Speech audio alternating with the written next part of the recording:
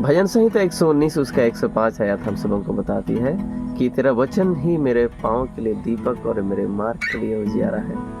आए इस वचन के आधार में एक गीत को गाएंगे।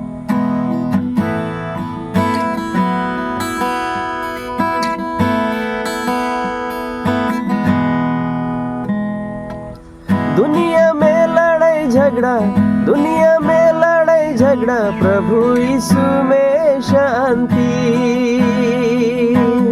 हो। दुनिया में लड़ाई झगड़ा, दुनिया में लड़ाई झगड़ा, प्रभु यीशु में शांति।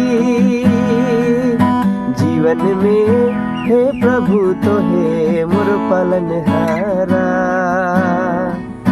डहर में हे प्रभु तो हे मोर दिया बाती।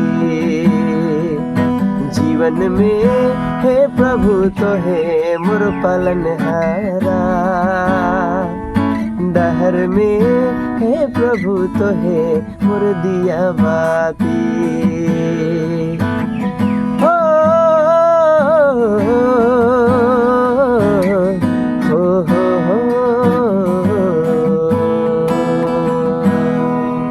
जरूर शेयर कर देना।